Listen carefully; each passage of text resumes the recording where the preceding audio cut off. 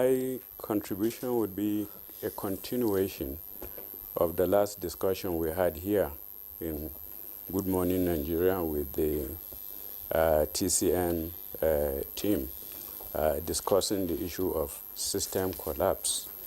And what my Haja said is actually true. It is true in the sense that a lot has happened that eroded the efficiency of NEPA, as we would say. Traditionally, when NEPA was in existence, when you are employed, you are given a rigorous training, like he said, and that lasts for like about a year and a half or 2 years. And then that intensive training, whoever you are, you must undergo that training. On the depth of your performance, your appointment is confirmed, and you are also given the final responsibility and posting as a staff of NEPA. So that inability to continue that legacy really is a major negative consequence of inefficiency in the system. And to continue from where he said, the demon. The demon is actually a major factor. And then you would actually know that in the old dispensation, that is NEPA stroke PHC and days, everything regarding the operations of the company in order to achieve efficiency is there. For instance, in the transmission company. In the transmission company, you are expected to embark on annual vegetation control. That annual vegetation control means that all vegetations under the 330 kV lines, 132 kV lines are removed completely. And then it is a very, very important aspect of maintaining or reducing the effect of system collapse. I begin to wonder if we have a provision for clearing the vegetation under the high tension line, clearing all structures that fall under the high tension line. Mm-hmm. Why is it that from the pictures of what we are having that happened in Shiroro, that is happening in the coastal areas where the vegetation has been allowed to overgrow, and therefore movement within those areas is becoming impossible and difficult to attain, I begin to wonder, is there no budgetary provision? Are there no funding that is provided for carrying out that essential duty? If it is provided, then what is happening? From the aerial pictures that we have seen, it is so disturbing, it is so disheartening that in order to effectively carry out routine services, transmission services, online patrol, you are not able to do it. I think that has to be checked. And if that is not checked, system collapse will continue. Let me also add that before we have, in transmission, we have an aviation department. That aviation department has helicopters. Okay. Those helicopters are traditionally used for routine line patrol. Every day it is their responsibility to make sure that they go on aerial patrol of those lines, and then once there is anything alarming, as a result of those aerial patrols, they will detect. What is happening to that aviation department? I am sure that aviation department is now history. Now, how can you now check from transmission? If you are not embarking on aerial patrol, how would a normal linesman patrol a vegetation that is thick, that is impossible to walk through? And it's a major issue. That transmission area, that vegetation area is the hideout for bandits. So if the government is really serious, the first thing is to embark on, all right, vegetation control, which has been provided for. And if that vegetation control is not being implemented or is being diverted for some other reasons, I think it needs to be checked.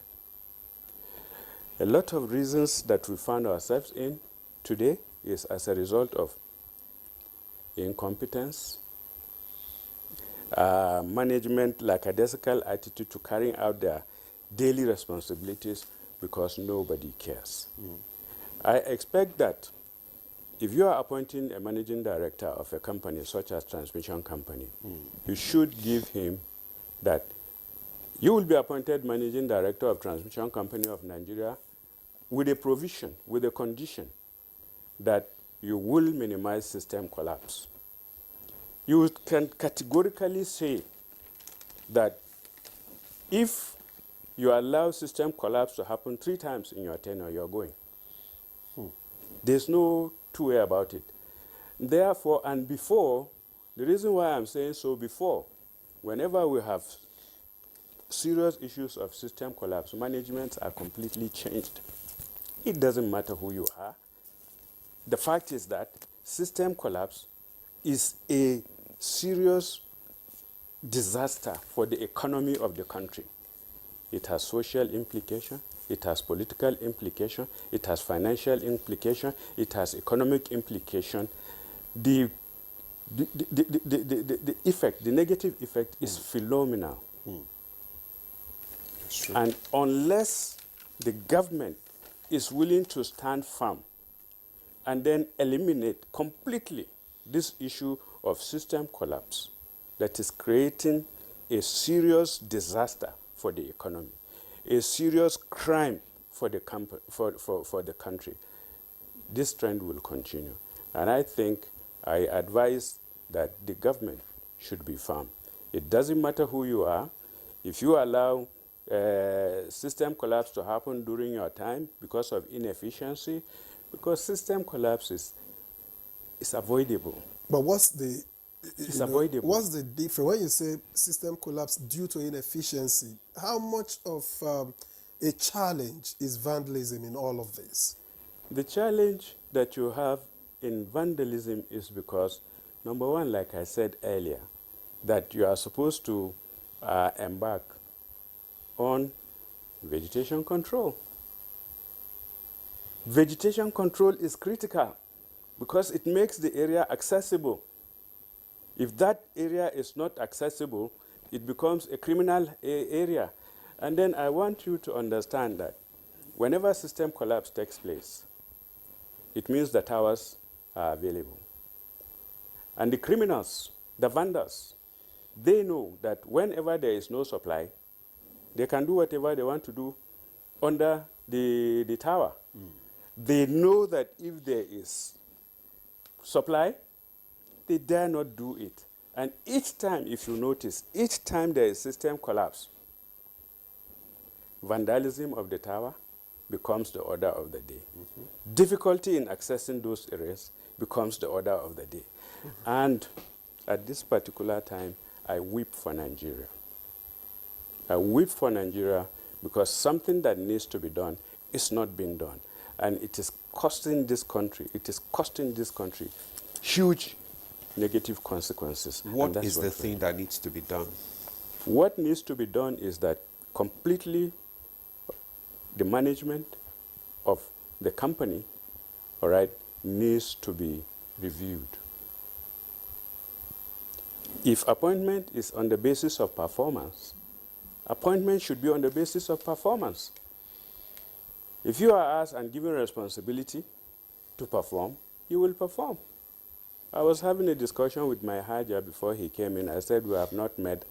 I've only been seeing you in NTA and the electronic media, but you did so well when you were in power. He has a better reason to give regarding that. There is no, if you want to achieve results, you must lay out the template for whoever is being a management staff. Like I said before, if system collapse persists, management is changed. Why can't it happen? Why can't that happen now? Politics, like he said, is a major issue. Politics, the choice is yours. If you are a managing director and politician comes to say, please, I need a contract for vegetation control, and then you give him contract for vegetation control and he doesn't do it. I'm not saying that that is what is happening. If he doesn't carry out vegetation control and then you go and pay him, for goodness sake, is that not a disservice to Nigeria? Is that not economic sabotage? I think what needs to be done is clear. People that need to be appointed should be given the responsibility, should be given a timeline. Just the way ministers are appointed, you sign, from the time you are appointed as a minister, you sign your exit. So that it's at the discretion of the president to say, okay, you are fired. The same thing should apply to sensitive places like transmission company. Transmission company is the backbone of the economy. Okay. Thank you. It's the backbone of the economy. Thank you.